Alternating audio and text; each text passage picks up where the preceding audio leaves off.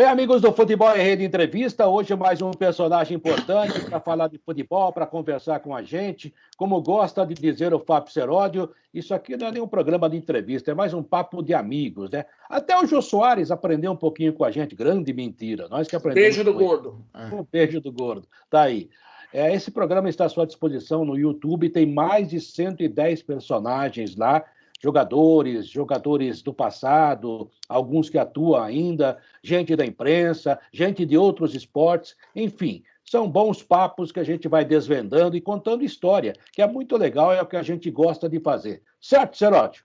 Certo, vocês estão vendo na tela o senhor Leandro Calixto Zago, um jovem treinador de 41 anos, recentemente esteve no Botafogo Ribeirão Preto, e a gente vai falar muito sobre treinador de futebol nessa conversa. Quartarolo, ele trabalhou em vários lugares, trabalhou no Corinthians, trabalhou no Guarani, trabalhou na Ferroviária, trabalhou no Palmeiras, trabalhou no Atlético Mineiro, trabalhou no Botafogo de Ribeirão Preto, mas ainda não trabalhou no Santos. Como você é santista, eu vou deixar você fazer a primeira pergunta. Olha, Zago, é prazer em tê-lo aqui. Obrigado por aceitar nosso convite do nosso Frederico Batalha, o nosso consultor, diretor, arquivador e coordenador sem pasta. O cara está ganhando só de acúmulo de função, mais do que nós todos juntos. O negócio é o seguinte, eu estava vendo aqui, primeiramente agradeço, né? Eu estava vendo aqui seu currículo, né?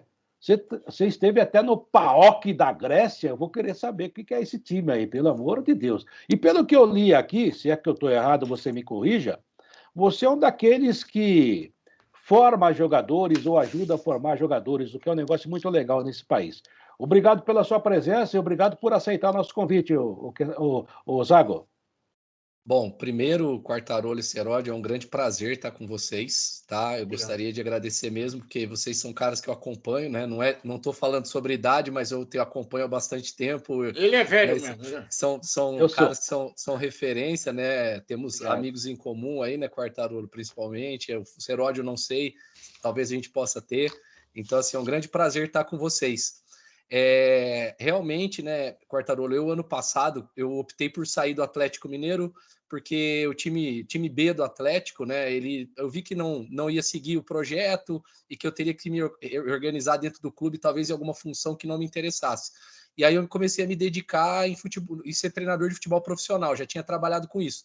Mas a minha formação como treinador, né, na base, né, eu passei por bastante clube, né, na formação, né? Como você falou aí, Palmeiras, Corinthians, Ponte, Atlético Mineiro, Ferroviária, alguns clubes empresa, como hoje o Audax, na época Pão de Açúcar, Desportivo Brasil, que era da Trafic, agora é de um grupo chinês.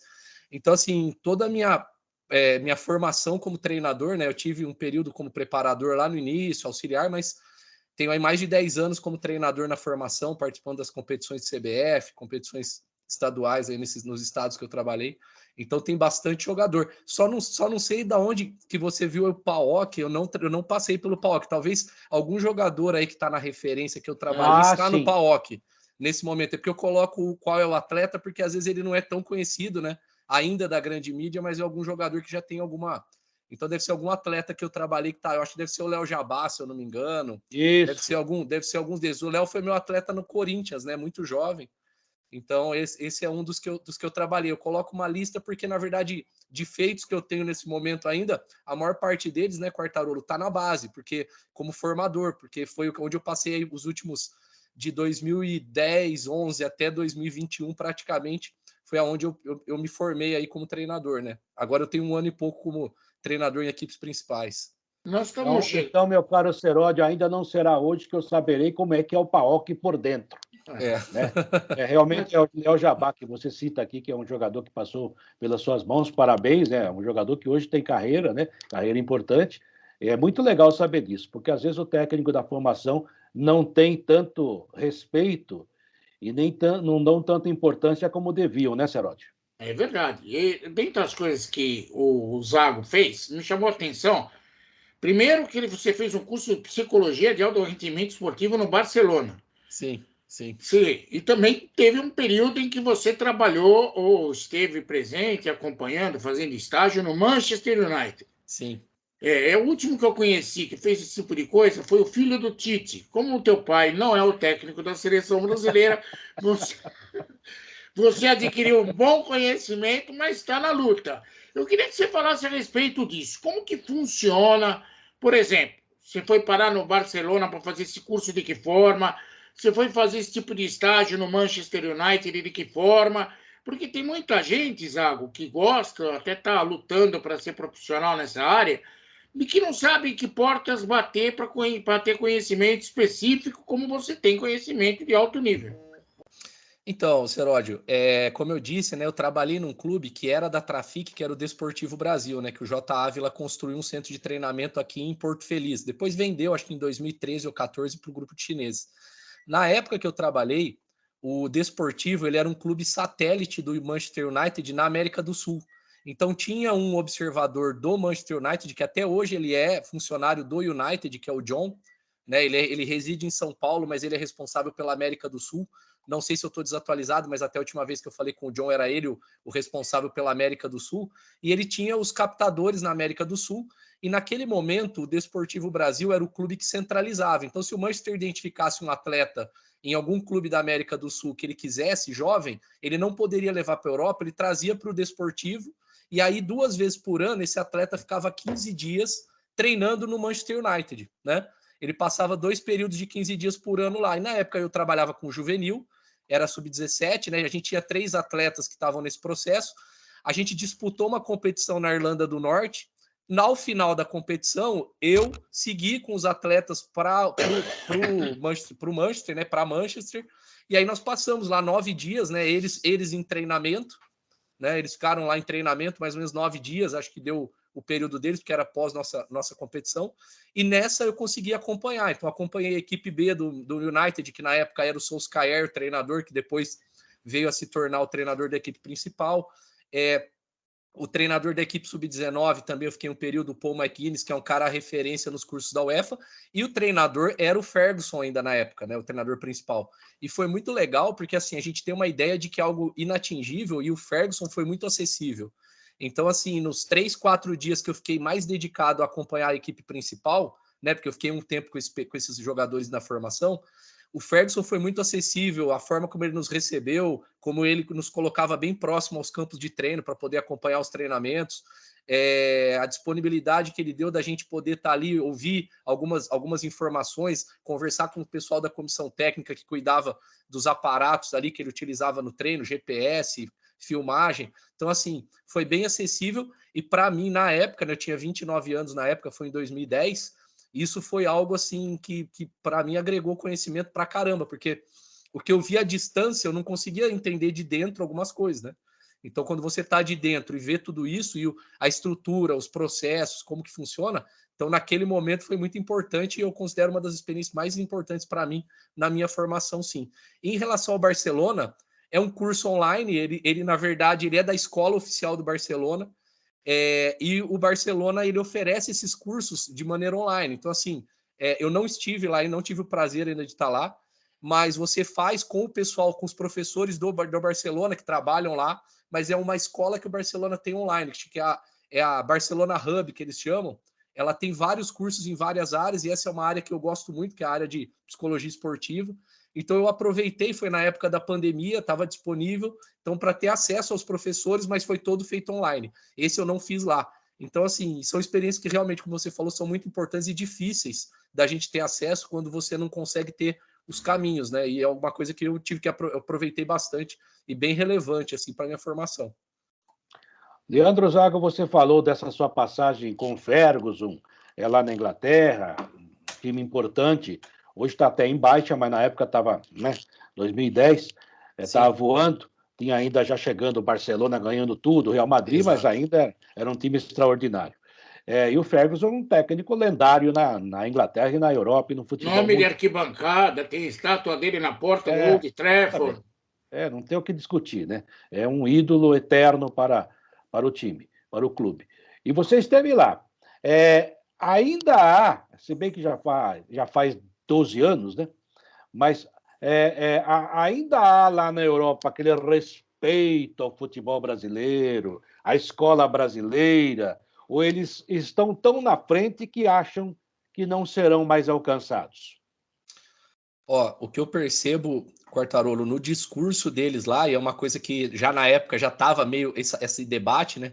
É que eles têm muito respeito pelos nossos atletas, pela nossa capacidade de formar atletas, pelo nosso futebol como um todo, os nossos treinadores não têm realmente um reconhecimento de fora para dentro, assim como caras competentes, capazes de bater de frente com eles.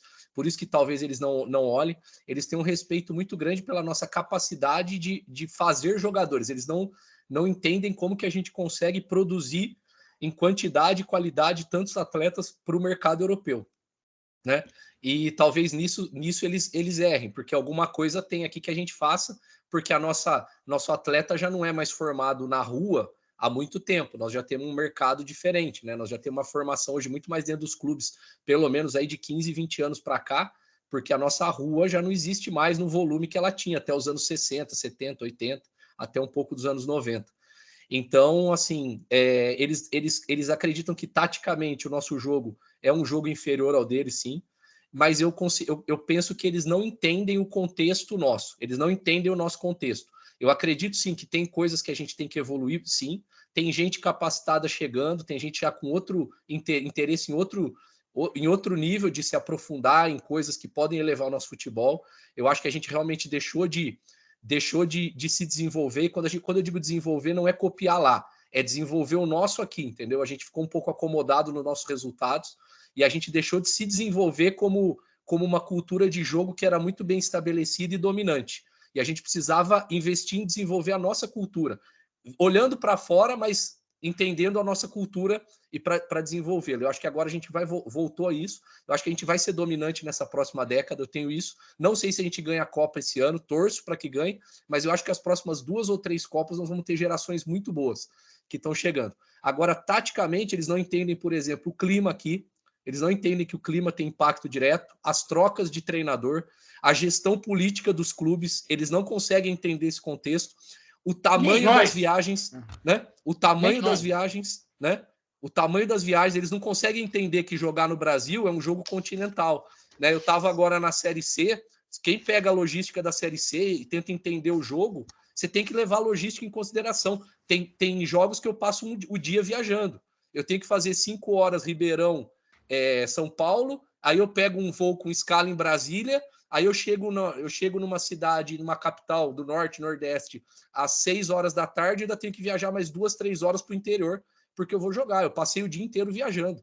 Então, assim, são coisas que eles não entendem. E talvez, quando eles olharem para isso, eles vão entender um pouco por que o nosso jogo é um pouco mais lento, porque nossas equipes taticamente não são talvez tão organizadas, ou como eles pensam o jogo lá. Então, acho que tem essas questões de contexto que eles também entendem mal. Eu entendo o que você fala, mas eu também, quando fui para a Europa, aliás, eu tive a oportunidade de ir nos 2 clubes que você falou, Manchester, aliás, fui na Inglaterra. Se você perguntar de técnico brasileiro lá, eles se espantam. Por exemplo, eu ouvi falar mais do Vanderlei Luxemburgo em Madrid, até porque virou uma piada, do que Big Phil no Chelsea. Big Phil, que é o Felipão. Os caras olharam para minha cara e foram procurar lá. Quem será esse sujeito?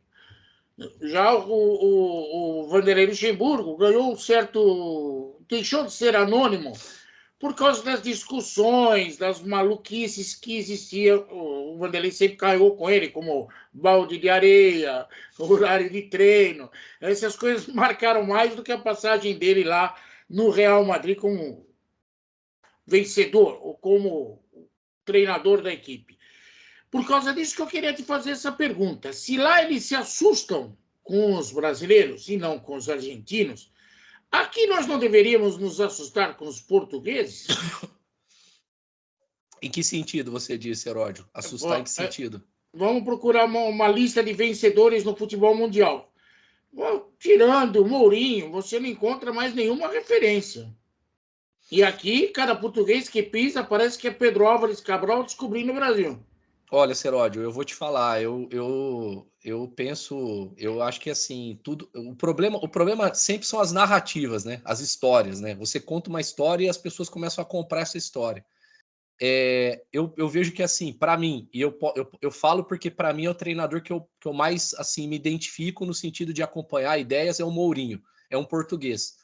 Mas, com certeza, ele trouxe uma leva de treinadores com ele que vieram muito no arrasto do Mourinho, né? Mas que não acompanharam o Mourinho em tamanho, em competência, em conquistas. Eu tenho amigos portugueses muito bons, assim, alguns amigos, alguns até trabalham aqui no Brasil, caras muito bons, caras muito competentes, mas eu tenho também brasileiros. A questão é que, nesse momento, com certeza, o sucesso do Jorge Jesus, ele trouxe esse impacto, né? O próprio Abel Ferreira, ele veio nesse arrasto do Jorge Jesus para o Brasil. Hoje não, há 1 ano e meio, há 2 anos, ele já se validou aqui. Há 1 ano e meio, porque ele não tem nem 2 anos. É que ele tem conquistado tanto que parece que ele está há muito, muito mais tempo que isso, mas ele vai fazer 2 anos agora. Mas ele validou como resultado, mas muitos não validaram aqui como resultado, mas vieram naquela onda que foi principalmente criada pelo Jorge Jesus. O problema que eu vejo, Seródio, é o seguinte: o que eu sinto, aqui no Brasil, você como treinador, você é contratado por alguém que não sabe por que está te contratando muitas vezes e é demitido pelo mesmo motivo, por alguém que não sabe por que está te demitindo. Então, assim, a leitura de mercado ela é muito na onda. Por exemplo, alguém que queira me contratar, eu quero um jovem treinador, como se todos os jovens fossem iguais, como se todos tivessem o mesmo nível de conhecimento, as mesmas experiências, o mesmo estilo de jogo. Então, eu acho que enquanto o nosso mercado não ficar mais inteligente nesse sentido, nós vamos correr esse risco de ir nas ondas. Já tivemos a onda dos interinos, a onda da volta dos treinadores mais consagrados, a onda dos portugueses, e você vê que a onda dos estrangeiros já está perdendo força, porque vários deles não conseguiram ter resultado, e a gente está mudando isso. Isso está errado, porque não tem que ser onda. Tem que ver se o cara é bom, se o cara não é bom. Isso não tem passaporte, não tem idade, tem experiência, tem conhecimento do cara, tem interesse, motivação, tem tudo isso, que é o que tem que ser analisado numa contratação. E o que está acontecendo, Zago, é que o técnico estrangeiro chega aqui, depois de um certo tempo ele vira brasileiro, ou seja, ele vai ter os mesmos problemas do calendário, da logística, de tudo que envolve o técnico brasileiro. Outro dia o Abel Ferreira, que é o mais consagrado, eu acho, nesse momento, mais até que o Jorge Jesus, já que ele ganhou 2 Libertadores. O próprio Jorge Jesus, desculpe a palavra, mas estava no ostracismo na Europa, tanto é que voltou e nunca mais ganhou nada de importante. Aliás, está com dificuldades, né? Talvez porque o time do Flamengo era melhor que ele. Agora é sorte dele que ele pegou um time montado. O próprio Abel Ferreira chegou num time que está estruturado financeiramente, tem um elenco que vem desde 2015 ganhando, jogando bem e ganhando, com um ou outro técnico. Então ele chegou na hora certa, no lugar certo, escolheu bem, e é realmente um cara competente. Mas ele disse outro dia uma verdade, que agora ele entende o trabalho dos brasileiros, porque é muito complicado, né? Você vê, o Vitor Pereira saiu da Libertadores. Domingo, sábado é o Palmeiras, né? Logo na sequência vem Atlético Goianiense. E aqui, o que eles têm dito, os técnicos estrangeiros, é que em nenhum lugar do mundo o time pequeno enfrenta o time grande como no Brasil. Aqui você vai enfrentar o Atlético Goianiense em Goiás, ele vai para cima de você, ele tem um esquema para te arrebentar. E assim por diante, várias e várias equipes. Então, a distância entre o último colocado e o primeiro não é tão grande no campo, é na questão financeira. O time que vai jogar o Gustavo Scarpa é meio de tabela, amigo. E se ficar no meio da tabela, lá está maravilhoso. Então, essa pressão existe, realmente falta uma coordenação melhor, e, ao mesmo tempo, é a nossa cultura, né? Volta para aquilo que você falou no começo. A maior derrota do Brasil, segundo o Johan Cruyff, disse para nós em 2010, não estava no placar. Estava na nossa derrota porque nós perdemos o nosso jeito de jogar. O Brasil hoje não joga do jeito dele. E aí é um problema dos técnicos e dos futuros treinadores como você, né? Quartarolo, eu acho que você falou bem aí do contexto, né? Eu trabalhei no Palmeiras 2015, praticamente o ano todo, até o início de 16, quando eu vim para a Ponte. E eu vou te falar, é o clube que eu trabalhei que os processos são mais organizados. De todos esses que você falou aí. Por isso que ganha. De todos esses que você falou aí, com certeza, tudo funcionava, é o clube mais fluido de todos esses. Eu me identifico com todos aí que estão aí, eu tive, né, um período bem legal em todos, Corinthians, na Ponte, no Atlético, Todos que estão aí, mas com certeza o Palmeiras era o mais amarrado, assim. As coisas aconteciam mais redondinha, uma estabilidade. Então, assim, não é por acaso que está ganhando título. Ganhou em 15, ganhou título Copa do Brasil, ganhou o Brasileiro 16. Então tem consistência, né? Tem consistência.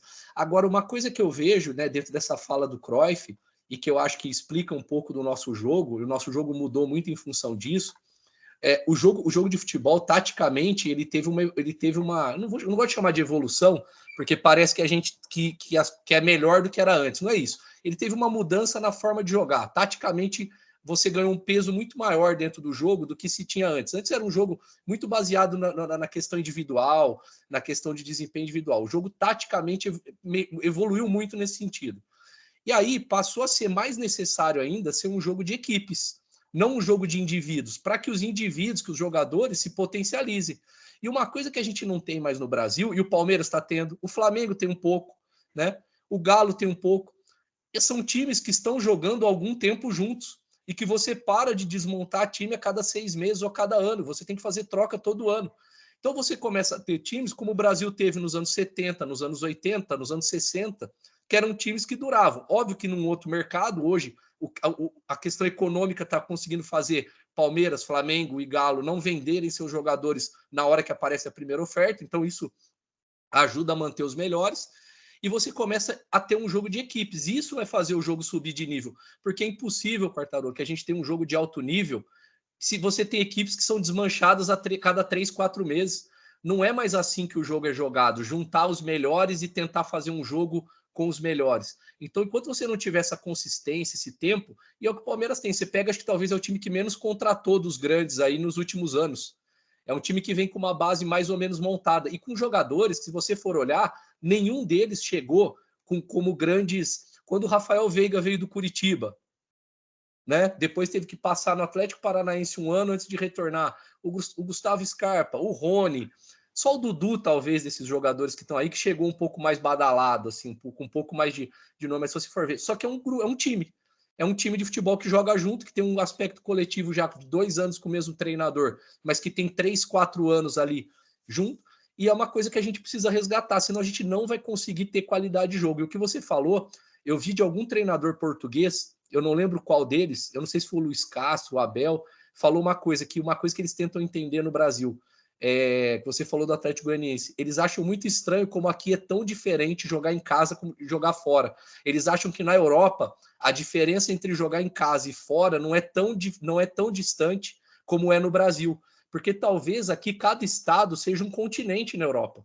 Talvez cada lugar que você muda o clima, muda o tipo de grama, muda a cultura local, muda o tipo de hotel que você fica, a distância é maior. E então isso tem um impacto grande. É o que você falou, equilibra o jogo. Então, mesmo tendo uma disparidade econômica maior, o jogo acaba ficando mais equilibrado, porque você está num ambiente mais hostil para você, né? São vários. Aqui, cada estado é um país dentro da Europa, mais ou menos Exato, isso, né? Exato. Vários fatores acabam alterando aquilo que a gente costuma ver como futebol em campo. Tem muita coisa que acontece que merece ser respeitada, merece ser entendida. Mas vocês estavam falando aí a respeito da parte tática, e eu vou encher o saco aqui, que não é que é saudosista, é porque eu gosto. O futebol brasileiro perdeu o impacto do 1 contra 1. Você não vê mais jogador brasileiro enfrentar, tem uma rara outra exceção, mas eles fogem do 1 contra 1. Isso é uma característica que a gente tinha e que não tem mais. Eu quero perguntar para você, que foi formador, você foi na Seleção Brasileira Sub-15, como fazer para resgatar esse 1 contra 1? Não é questão de individualidade única e exclusiva, é questão de ofensividade, você quebrar a linha do adversário, você forçar o jogo. Seródio, você pode ter certeza que, assim, na formação, a ideia, pelo menos na formação, eu posso falar por mim, por alguns treinadores que eu conheço, não conheço todos, mas conheço uma boa parte desses que hoje estão aí nos clubes grandes aí pelo Brasil, né, que são colegas que a gente se enfrentou muito, trocou muita ideia.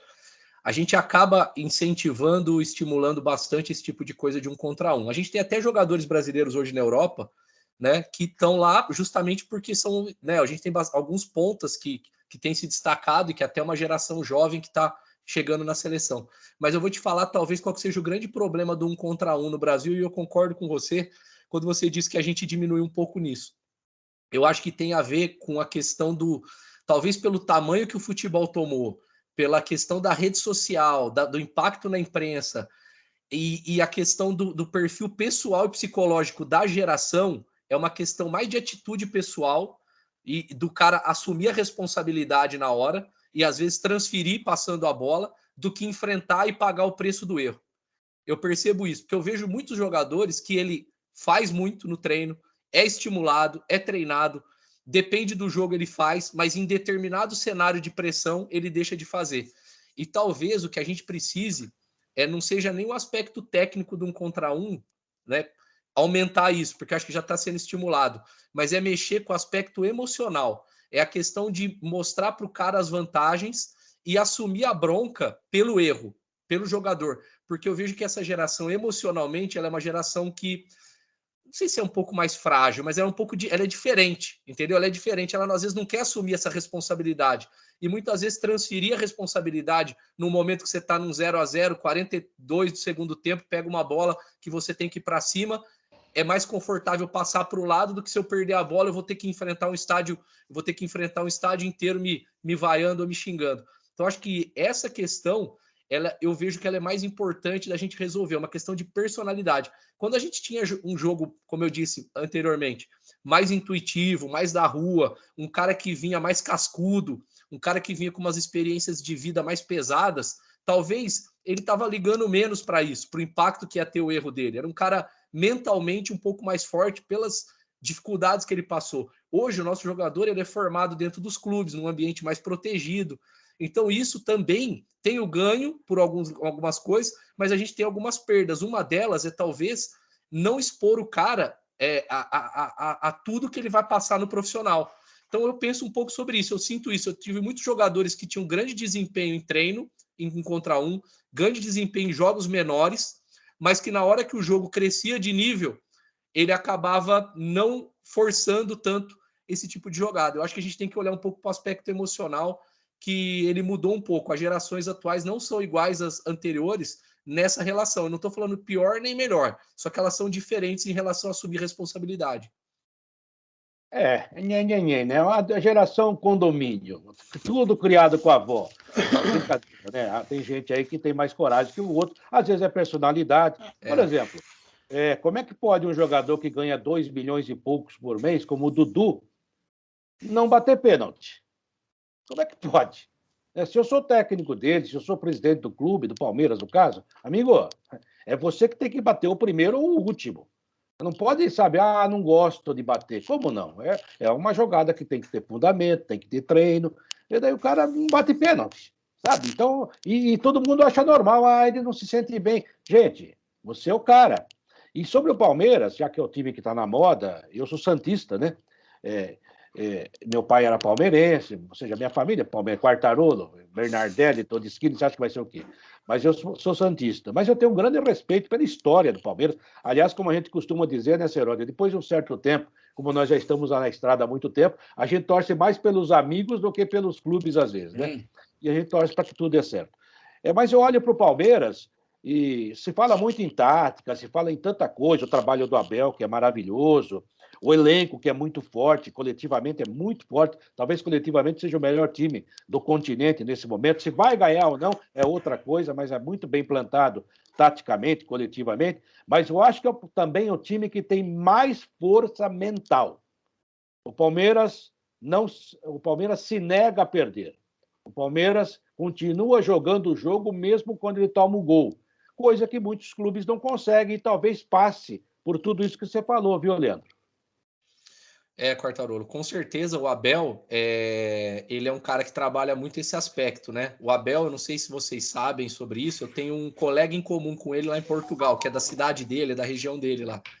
E esse colega me confidenciou que o Abel é um cara que estudou muito na formação dele para ser treinador lá, quando ele deixou de ser jogador, muita coisa ligada à psicologia do esporte, né? Algumas ligadas, inclusive, à neurolinguística, né? Ele é especialista em programação neurolinguística. E esse colega me confessou, eu sei porque a gente entrou nesse assunto, eu também gosto muito desse tipo de coisa, e aí ele estava vindo para o Brasil na época, eu conversando com ele, falou, Inclusive, o Abel Ferreira, ele é um cara... E realmente, nas entrevistas, você percebe muito. Você percebe, né, Quartarolo, em cada detalhe que ele se preocupa, né, em colocar mensagens nos muros dentro da academia, lá do centro de treinamento, para o jogador saber, né, ter algumas orientações sobre comportamento. Ele se preocupa com as músicas que a torcida canta na hora que o time está perdendo. Ele quis criar uma música da virada, ele quis criar determinada... Porque ele sabe que isso tem um impacto emocional. E ele deve trabalhar muito isso no dia a dia também ali com os jogadores e nas conversas, né? Porém, ontem eu achei até estranho o Palmeiras ter tido 2 expulsões como ele teve. Eu achei que foram os 2 jogadores, né? O Danilo mais jovem, o Gustavo já um pouco mais velho. Eu achei estranho porque não é do Palmeiras ter aquele tipo de desequilíbrio. Achei 2 expulsões desnecessárias, né? Não foram expulsões por cartão amarelo, parar a jogada, parar a falta, né? Deixar o pé. Então até achei estranho. Como a equipe que ficou em campo reagiu, eu achei espetacular. Realmente, a forma como eles reagiram. Mas eu achei estranho a reação dos 2 que foram expulsos também. Porque não é comum aquele tipo de desequilíbrio, né? De deixar pé, de se irritar com o puxão e descontar no jogador que está vindo na sequência. Então, assim, eu vejo isso. Acho que não é só o tempo de trabalho. Acho que o tempo de trabalho do Abel é um fator. Mas se o treinador não se preocupa com esse aspecto mental, isso não é uma coisa que vai aumentando naturalmente. Então, ele deve ter um trabalho realmente nesse aspecto ali, em detalhes, muito bom, para conseguir fazer os jogadores estarem concentrados. Ele fala muito sobre isso, né? Nas entrevistas, as metas, ele dá muito exemplo de livro, de filme. Então, eu acredito que ele trabalha muito isso no dia a dia com os jogadores, né? Para poder ter essa equipe equilibrada, focada. E o Palmeiras é uma equipe, como você falou, ela não é não aceitar perder, ela não admite hipótese nenhuma, né? E isso é muito difícil, essa resiliência é muito difícil você conseguir atingir com uma equipe de futebol. Só uma coisa, Seródio, ele falou sobre essa neurolinguística, né, que é um negócio muito legal para se estudar. Eu lembrei do Cilinho. Exatamente. É porque hoje, inclusive, ô Leandro, eu estava no programa lá do Neto, os Donos da Bola, e tinha um repórter muito jovem lá. E eu disse uma coisa para ele, o seguinte: olha, a sua formação é muito melhor que a minha. Você fala 3, 4 línguas, você anda pela internet, pela digitalização da informação com muito mais facilidade que eu. Na época, eu era um autodidata, eu aprendi fazendo. E eu vou fazer essa comparação Abel Ferreira e Cilinho. Porque tudo isso que você falou do Abel Ferreira, a gente via no Cilinho. Sim. E o Cilinho não estudou em lugar nenhum, era dele, né? Ele era um autodidata, ele fazia aprendendo, e era um gênio. Tanta coisa, talvez se você buscar informações com pessoas do futebol que jogaram com ele, inclusive, você vai ver que muitas coisas que hoje são colocadas como modernas, eu não gosto muito da palavra, né? Porque parece que no mundo de hoje, se você falar que é moderno, é porque é bom. O bom é bom sempre, era ontem, era hoje e vai ser amanhã. E o Cilinho tem essas coisas, né, Seródio? Você lembrou dele também enquanto ele falava, justamente porque ele fazia exatamente da maneira dele, né? O recado dele, mas trazer e abraçar todos num objetivo só. E o São Paulo do Cilinho, os times do Cilinho eram maravilhosos. Hoje em dia, eu trabalhei no Corinthians durante o período do Tite lá. Tite, que eu considero um excelente treinador. Sim. Tite, que eu considero um ótimo gestor de grupo. Eu estou falando de time de futebol, não de clube de futebol, de time de futebol. E você, quando vai ver o trabalho das pessoas por dentro, Zago, você vê certas coisas que deixam você desligado da lenda. Porque quando dá certo, vira lenda. Nada, você faz coisas que você não acredita que vão dar certo, dão certo, viram lenda. E quando você conhece o recheio do sonho, você descobre que aquele creme não é tão bonito assim.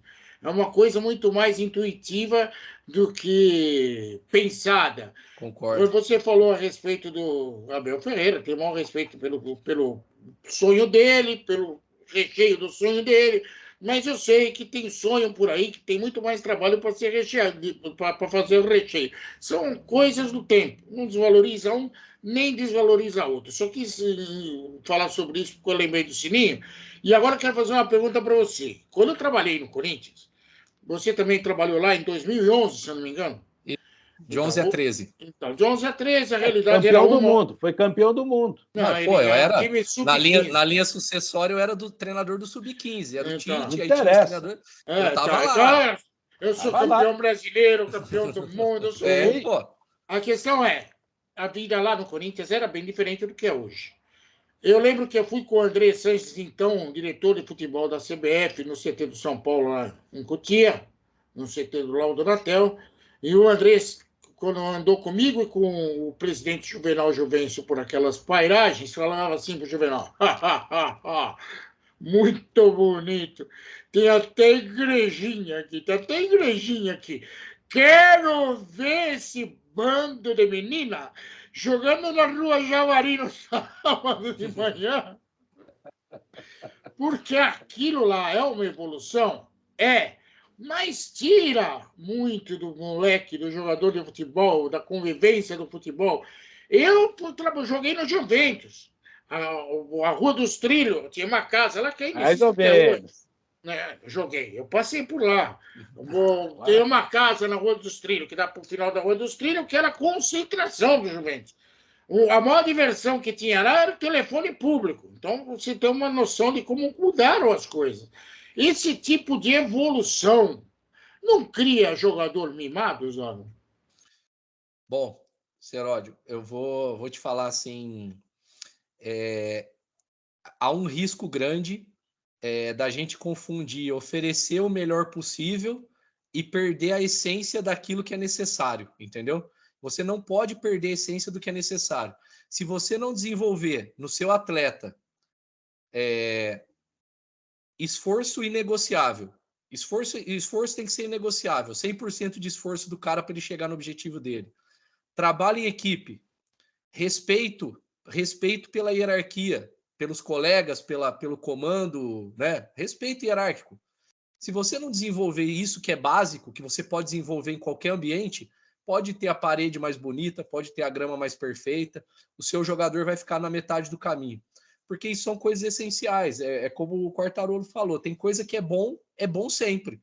E tem coisa que não é boa e não vai ser boa, né? Nunca. Então, assim, o que acontece muito, Seródio, não estou falando especificamente de São Paulo, porque eu passei em alguns clubes e vi muitos casos, eu vi muitos talentos se perderem, quando o menino muito jovem começa a ter talento e ele começa a perder a essência, então aquele esforço que fez ele chegar até o sub-15 e ir para a seleção sub-15, a partir do momento que ele começa a ter um contrato com a patrocinadora de material esportivo tal, começa a ter um representante tal, aí ele já acha que o esforço é negociável, é quando ele quer.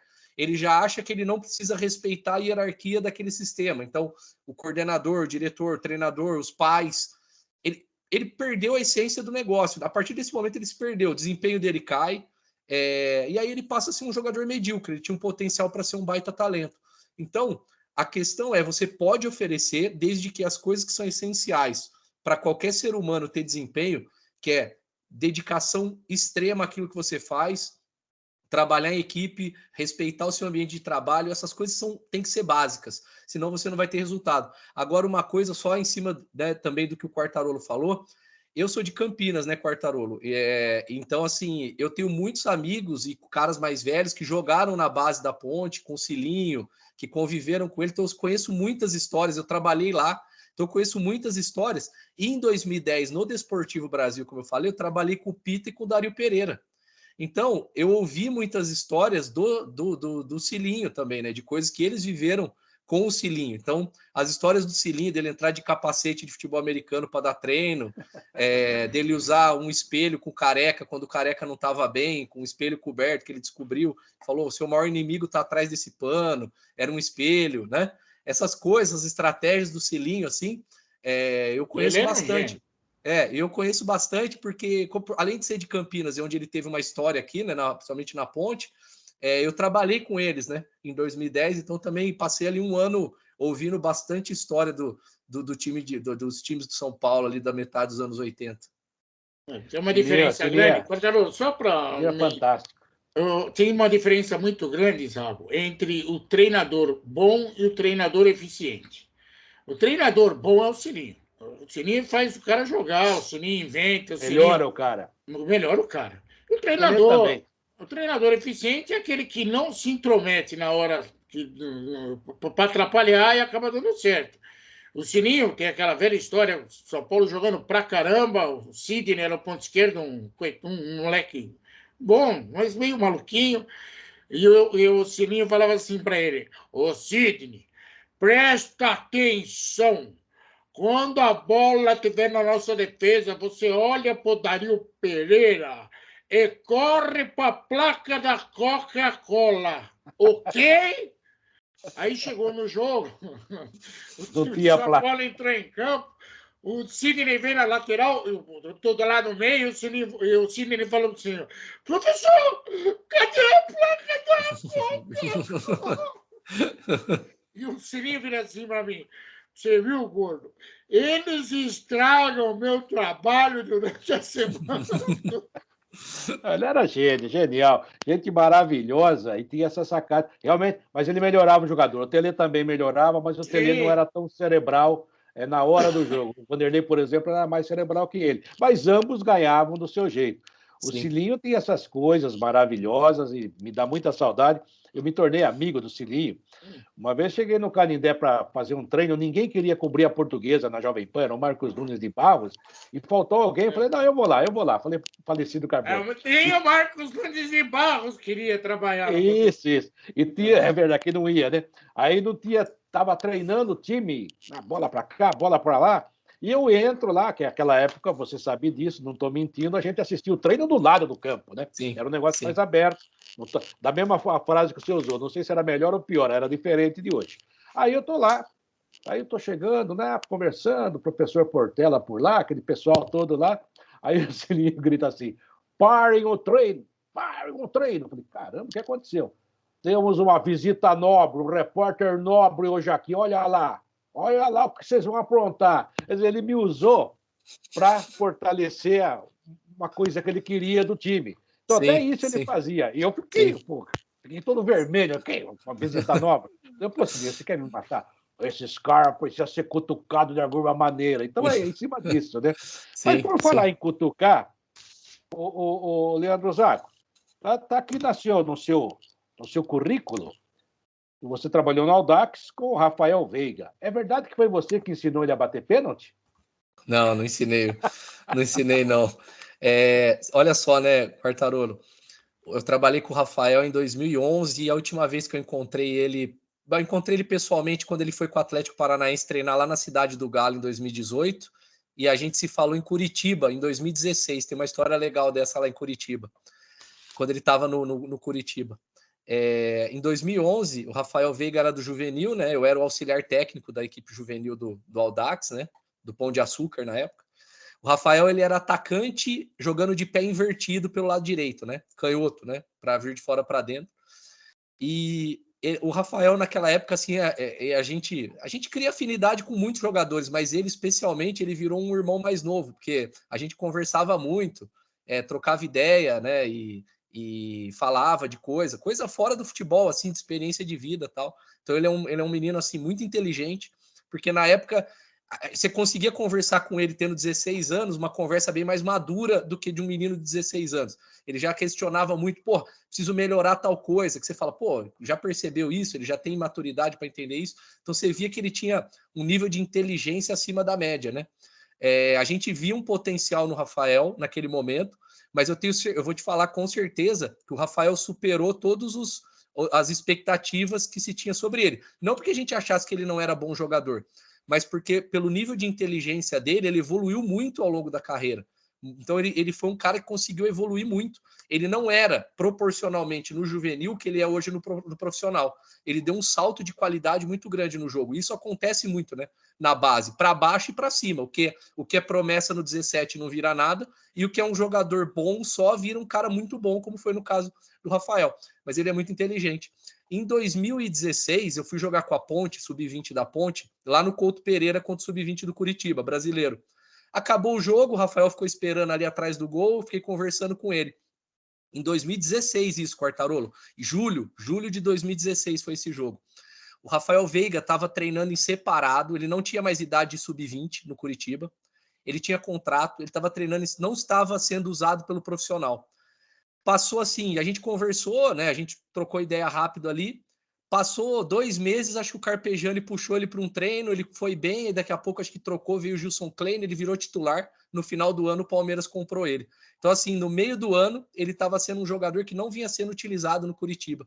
Como as coisas mudam, né? E ele, como é um cara de cabeça boa, ele é um cara que não desiste, né? A gente conversou e ele tava nessa, né? Porra, tô me dedicando, vai surgir oportunidade, então foi bem legal isso.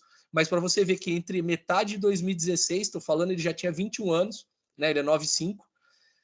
Em 4 meses ele foi comprado Palmeiras. No meio do ano ele não estava nem sendo utilizado no Curitiba, que escapou, né, do rebaixamento aquele ano, e ele ajudou ali naquela campanha, naquela reta final de Campeonato Brasileiro.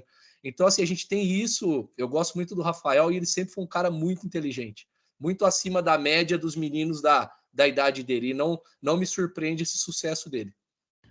Deixa eu voltar a um assunto aqui que no começo da conversa a gente falou. Você falou da Série C do Campeonato Brasileiro. Você estava na Série C, aí estava dirigindo o Botafogo. Aí o Botafogo que fez ponto, mas não se classificou no Paulista por causa do regulamento. Aí foi para a Série C do Campeonato Brasileiro. Está na disputa aí por, acho, já está classificado entre os 8? Está classificado entre os 8. Mas ninguém olha a Série C. Eu estou falando entre nós aqui, que trabalhamos no ramo, é difícil, olha só, mesmo quem é da cidade. O resto ninguém olha. Eu, de vez em quando, por curiosidade, por causa do Vitória, que eu gosto muito do Vitória, dou uma zoiada lá. Eu queria que você falasse um pouquinho das dificuldades da tal da Série C. Esse ano a fórmula está diferente, as coisas parecem que estão funcionando, mas eu não sei, tem VAR na Série C? O que existe na Série C que não existe nas outras competições? Isso sim.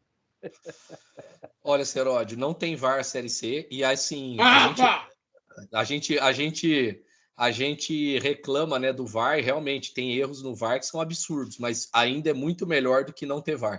Porque quando você pega um jogo de Série C, não vou citar aqui, mas a gente passou por isso agora no início da Série C, ali um pouco antes de eu sair do Botafogo. Você vai jogar lá num campo tal para 2, 3 mil pessoas, aquele jogo sábado à tarde, 3 horas da tarde, acontece cada coisa. Então, assim, é melhor que tenha VAR, porque assim como os árbitros, eles são classificados por nível. Então, vai sair, o cara vai perdendo nível, ele vai ficando nas divisões menores, né? Como eu já tinha jogado AD com o Joinville no ano anterior, o impacto não foi tão grande, mas é muito distante do que a gente está habituado em nível de arbitragem da Série A, da Série B e de uma Série A1 de Campeonato Paulista. Então, assim, o nível é muito diferente, o tipo de jogo é muito diferente também, Seródio, é muito diferente. Então, assim, olha só, nós mantivemos uma base do Paulista para a Série C. E as primeiras rodadas a gente teve que ter uma adaptação ao jogo, porque o jogo era diferente. A gente ganhou do Santos no Paulista, empatamos com o Corinthians, jogando. E aí a gente pegava com base de 7, 8 titulares que estavam nesses jogos, sofriam para jogar a Série C, porque o jogo é diferente. É um jogo de muito mais bola longa, disputa de primeira e segunda bola. A bola vai para sua área toda hora, de qualquer lugar do campo, os caras jogam a bola dentro da sua área. Não existe muito jogo por baixo. É muita cera. Se você toma um gol, o jogo acaba. Você toma um gol, não tem mais jogo. É cera.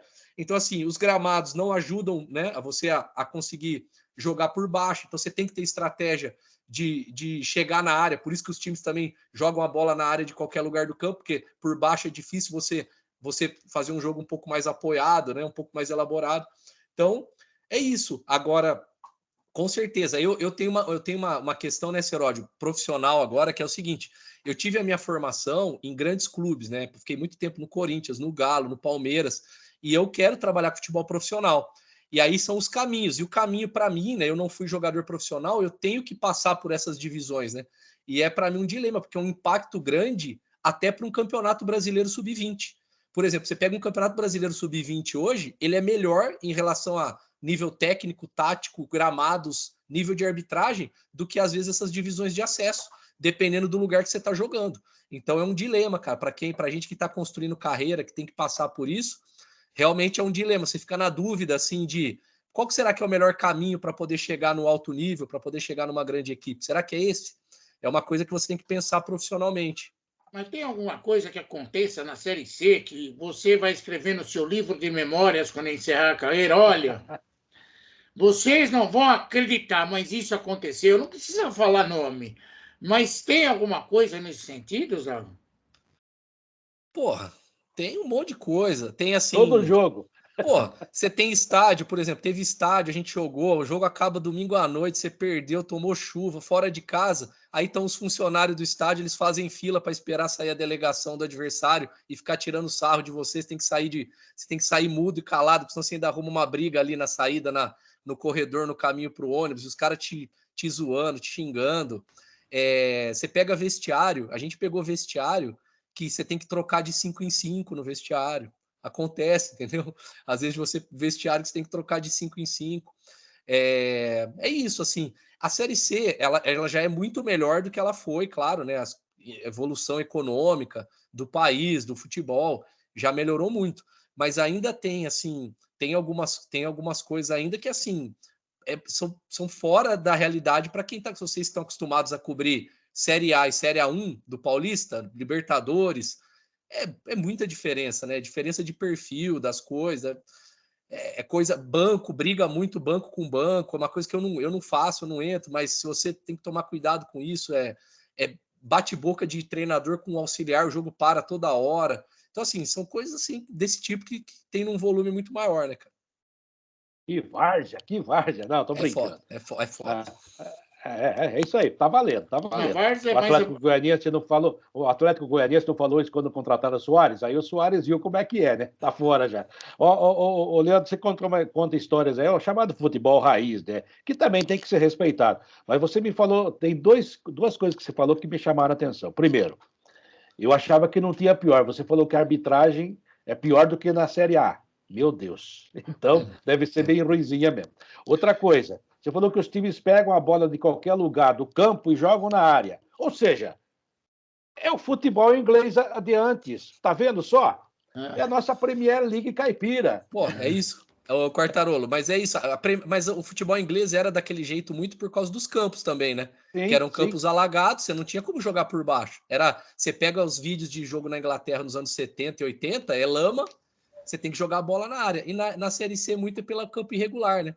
Você tem poucas equipes, por exemplo, que jogam e usam o volante, usam os meias. Então as equipes jogam muito zagueiro, passa para o lateral faz um passe para o ponta na paralela e tenta sofrer uma falta, ou tenta ganhar um escanteio, e aí a partir dali vai atacar o adversário. Então tem pouco trabalho de construir com a bola andar pelo centro do campo, rodar. Tem menos, né? Do que você está acostumado. Então é uma coisa que a gente teve que acostumar. No Paulista a gente tinha que marcar muito volante meio adversário, porque a bola andava ali toda hora por dentro do nosso bloco de marcação. Na Série C você já tinha que se preocupar com essa bola longa, se você não pressionar bem o lateral adversário ou o zagueiro, o cara faz um passe de 50 metros, você toda hora tem lateral do lado da sua área ou uma falta lateral para o cara cobrar. Então, sem te atacar, o cara chega perto do seu gol e põe a bola na sua área toda hora. Então, são coisas que você tem que ir acostumando, tem que ir adaptando. Faz parte do cenário ali do que você tá fazendo. Eu lembro quando o Juninho Paulista foi para a Inglaterra, Cerote, as pessoas falavam assim, pô, você vai fazer o que lá, né? Pô, vai erguer a cabeça, a bola vai passar, vai embora, volta, vai ficar com torcicolo. E o Danny Locke, que foi um grande jogador na época, né? Falava a mesma coisa, que ele tocava muito pouco na bola. Então era jogar na área, vinha o zagueirão de frente, o atacante tentando antecipar, cabeça com cabeça, terrível. Aí o futebol lá melhorou muito, e você tem razão, os campos também não dá nem para comparar, né? Hoje é a maior liga do mundo. Quem sabe a Série C chegue lá, né? Eu sei. Chegar antes, né? A, B. Ô, Zago, de corrupção você nunca ouviu nada na Série C? Seródio, eu não vou falar. Tá bom, não precisa dar nome, eu tô falando assim. Mas assim, nada, assim estranho. Especificamente, assim, estranho. Não tô lembrado, mas eu já ouvi história de Série A e B, cara, muito estranha. Também. Então, assim, eu não tenho dúvida, né, cara? Infelizmente, é uma coisa que, assim, não é legal, né? Não dá prazer nenhum falar sobre isso, mas infelizmente faz parte do nosso negócio e a gente sabe que em algum nível isso acontece. Então, a gente muitas vezes você não tem prova, você não tem nome, mas você sabe que a história aconteceu. Né? Você sabe que ali... em todos os segmentos, viu? É o ser humano. Sim, isso aí é problema humano. Não estou dizendo que é até no Vaticano já teve. Como eu digo, né? Dizendo que é uma exceção. E uma coisa, Seródio, que me preocupa muito com o futebol daqui para frente, que a gente teria que falar mais, então se falando pouco, são as empresas de aposta, cara, esportiva. Eu tô falando isso também. A gente falou outro dia aqui. Eu acredito que isso, sabe por quê? Eu acho que, assim, já deveria ter algum tipo de regulamentação que seria o seguinte: se você tem seu contrato vinculado à CBF, treinador, jogador, você não pode apostar. Eu acho que já deveria ser um pré-requisito, tinha que ser uma coisa assim, já tinha que estar... mas aí pode o irmão apostar, tudo bem, mas aí é o irmão, já começa a complicar um pouco. Porque eu vejo assim, os atletas hoje, eles estão muito envolvidos, eles gostam disso, eu não estou falando que eu presenciei, mas para o passo do cara estar envolvido e daqui a pouco ele está envolvido no jogo e saber que ele tem poder de decidir aquele jogo em favor do que ele apostou, eu acho que isso é muito perigoso, principalmente em ligas menores, aonde o cara ganha menos. Porque onde o cara ganha mais, ele não vai se sujeitar, não vai passar por isso, o cenário não está criado. Mas em ligas menores, em campeonatos que o rendimento que o cara ganha salários menores e que o ganho dele pode ser maior com isso do que com o salário dele, é muito perigoso. E a gente tem que ver, porque assim, hoje acontece na sub-20 de Recife, exemplo, né? Na série, na segunda divisão do estado tal, na série D, alguma coisa. Mas daqui a pouco é perigoso, porque assim, vai crescendo, né? O mercado vai crescendo e isso pode chegar em ligas maiores. Já tem que acabar nessas, né? Matar no ninho logo. Mas aí já tivemos problemas com a própria arbitragem, o Edilson Pereira de Carvalho, outros aí. Na Itália, times grandes foram rebaixados, inclusive a Juventus, por causa de loteria. Agora tem um caso na Europa, né, que o zagueiro tomou um cartão amarelo, a família dele lá de outro país tinha apostado, ou gente ligada a ele que ele ia tomar um cartão amarelo. É isso. Sei lá, se aposta tudo. O Thiago Nunes, outro dia, dando uma entrevista muito legal, muito boa, né?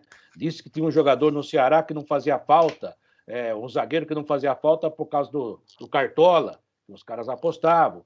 E tem aquela história que eu sempre conto, mas não dou o nome, quem quiser descubra, de um grande atacante que jogou na Itália, brasileiro, falou assim, poxa, na Itália o cara aposta tudo, até o vinho do padre, quantas vezes ele vai beber, quantos goles, né? E no jogo também.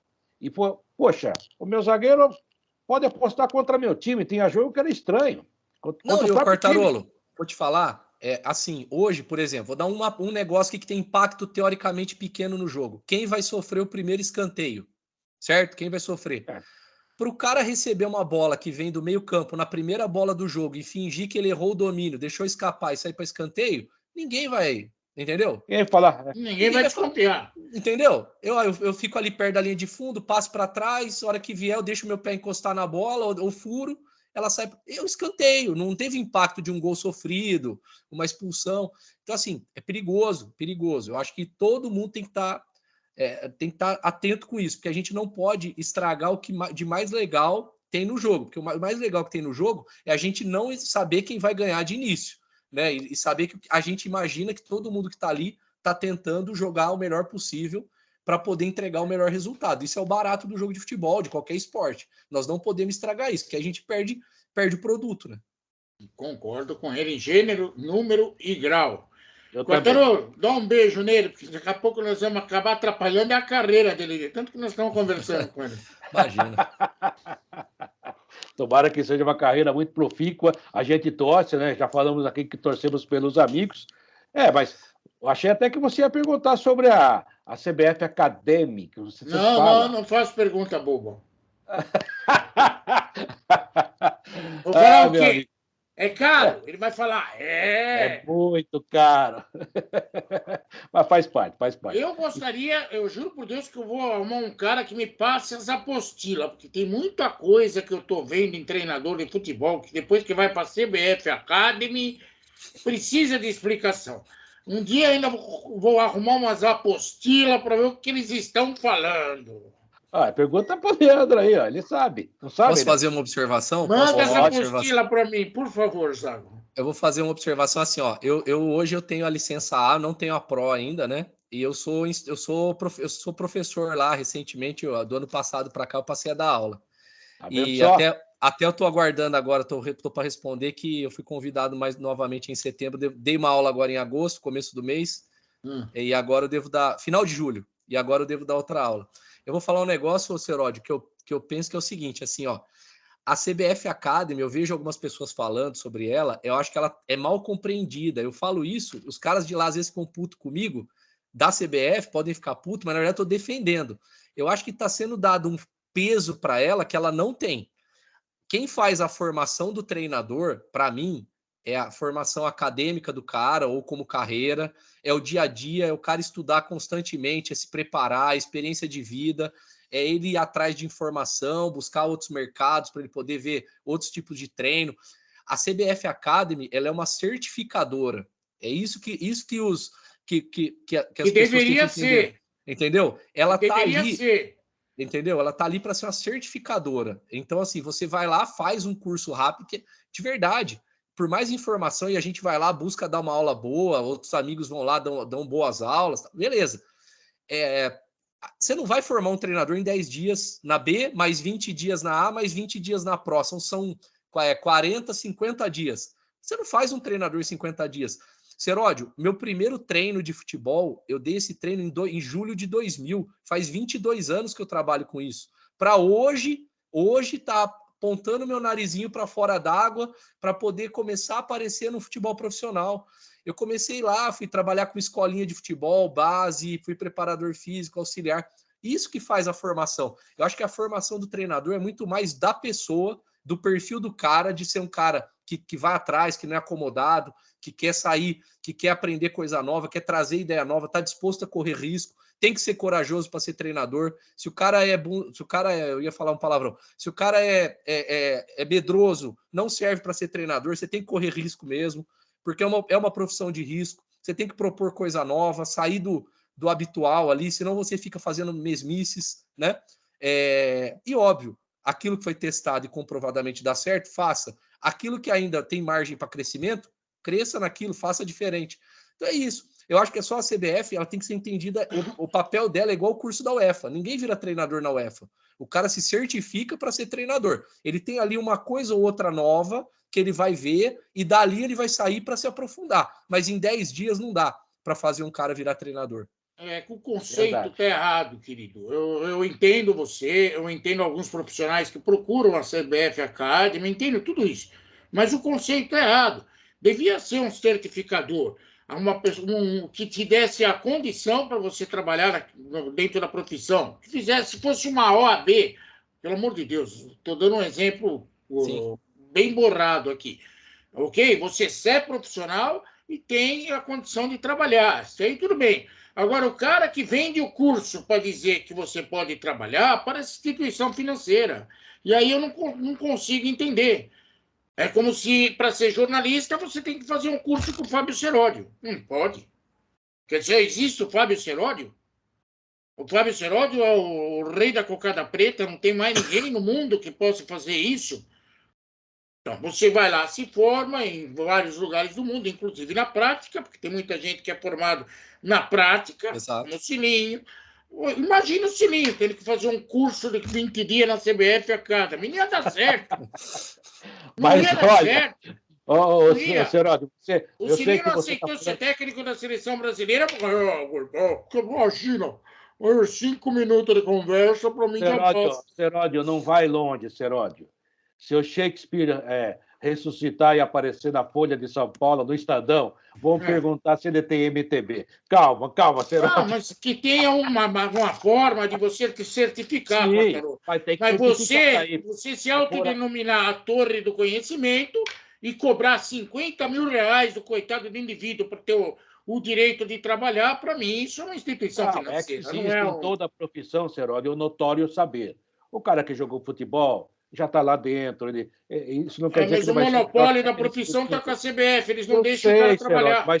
Mas porque os técnicos deixaram acontecer. Então é preciso uma mobilização. Agora, não adianta. Isso aí tem que passar por uma outra forma, de um outro patamar. Mas eu só provoquei porque você vive falando e o Leandro é especialista no assunto. Aliás, ele é bacharel em treinamento em esportes pela Faculdade de Educação Física da Unicamp. Parabéns, grande universidade.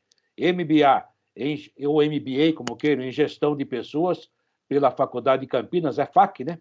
FAC, Campinas. Faculdade de Anguera, é isso, de Campinas. Especialista em Psicologia de Alto Rendimento Esportivo, ou seja, tem uma formação maravilhosa, tem realmente um cabedal excelente. Vamos dar um abraço nele, porque senão você vai começar a discutir o curso aí com ele, e ele sabe eu vou ser muito mais que eu.